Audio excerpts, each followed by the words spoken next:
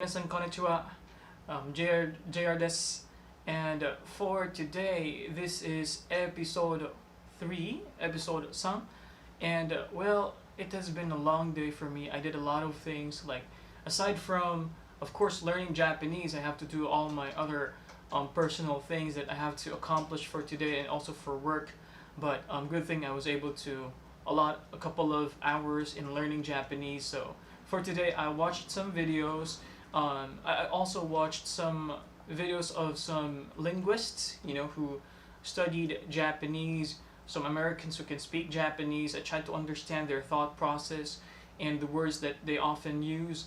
And also later in the day, what I did was I was able to find also another video instruction on the basics of Japanese grammar. So it's more like an additional learning that I used to have like 1 or 2 days ago. So let me share those current learnings for you. I actually written it down here, and one of the main things is the subject, of course, subject, object, verb structure of Japanese grammar. So for today, I'll be sharing to you my notes here. It's quite colorful, as you can see. Okay, so that is what I made for day 3, episode 3 of my journey in speaking Japanese. So if you can see it here, we have the subject. So subject can be any kind of noun, right? Person or animal, for example. Then you add wa, and then you put the object, like it could be like fried chicken or teriyaki or on hamburger, and then you add o, and then the verb like order, chase, deliver, email. And the thing is, for Japanese language, some of the the computer terms, like the verbs there, most of them are actually taken from the actual foreign word or English word. For example, delete, cancel. So all these words now have been incorporated, and it was transformed into Japanese words. So let me show you what I've learned so far. So I learned how to use the word shimasu. Shimasu. So technically, shimasu, as you can see here, mas is originally it means will, and then shi means do. Okay, so shimasu. So one basic sentence pattern here, which is the action pattern. Okay, the action. So I can say, cat, the cat, neko, neko wa kanashi, kanashi, sad. So the cat is sad. So I can say, neko, neko wa neko wa, the verb is, the object is a fried chicken. So neko wa fried chicken o tabemasu. I can say that, okay? Or I can also say, for example, the person is Jack. Okay, so Jack wa, and the verb like order, right? Order pizza, for example. So Jack wa pizza o odashimasu. Odashimasu. So the English word can be added, and then just add the word shimasu at the end. So odoshimasu. And of course, the question form is always putting the word ka at the end. So that's what I learned so far. I also learned about the very interesting word. You can always say anata. Anata is you, but if you talk about, say, people like clerk or doing the laundry or janitor, so you can use the word in its polite form, otaku. So otaku wa schedule o cancel shimasu. So that's what I learned so far. So basically, to sum it up here, I hope it's clear here in on my notes. So you can say the noun, the person wa, and then the object pizza o, and then order shimasu. Order shimasu. Also, if you want to put another information here, say the place. So to Tokyo, we use ni. So Tokyo ni. So instead of like saying to Tokyo, the to here in English, you add that at the end of the place. So it's like say Manila, Manila, Manila ni, or Philippine ni. So that's how you say it. Okay, so if you ask, for example, if you ask another person, okay, say the clerk, or say the staff in a restaurant. So when you ask them, when you call them, for example, so you can say otaku wa hamburger o pampanga ni order shimasu ka? So they will just usually say hai shimasu. So yes, they do. Okay, so I repeat. So for this first sentence structure for the action, so you say the noun like otaku, kanojo, or Jack, or neko, or inu.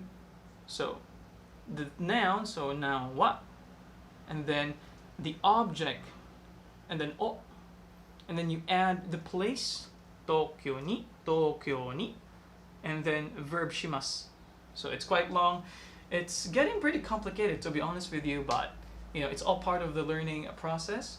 And that's the first pattern I've learned so far. The second pattern here on sentence construction for grammar. Now, this is the simple one that I mentioned a bit earlier. I also happened to study this when I was in high school as well. So the subject, so you may disregard this. Yeah, no more verb here.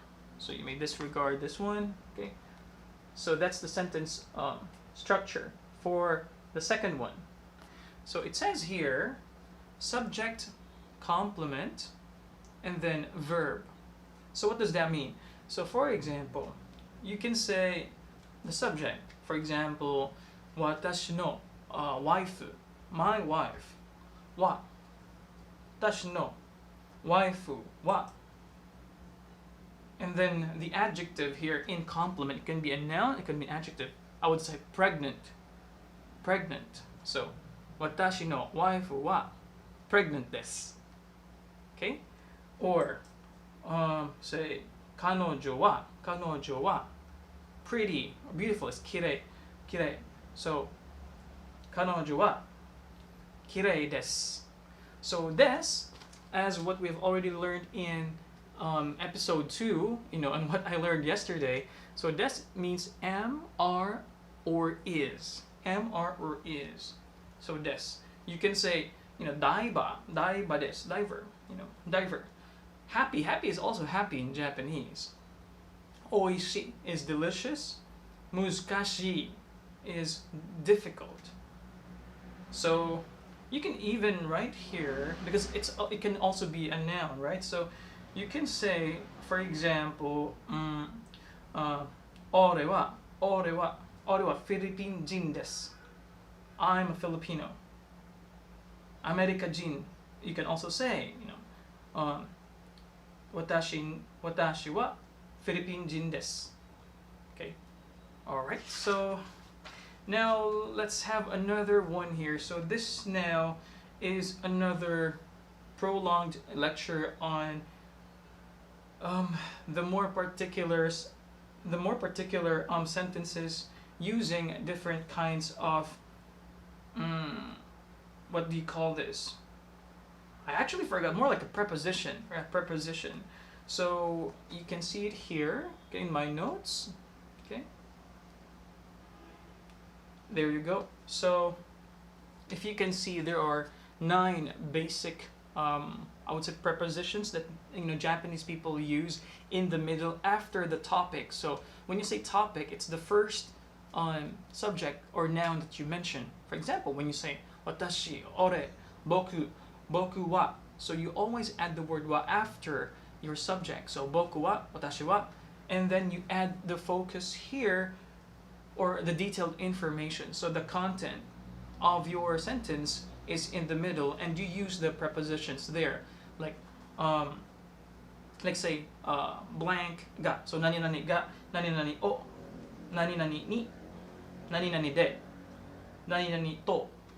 So to is to is with, or in our basic understanding in English, it could mean also like and.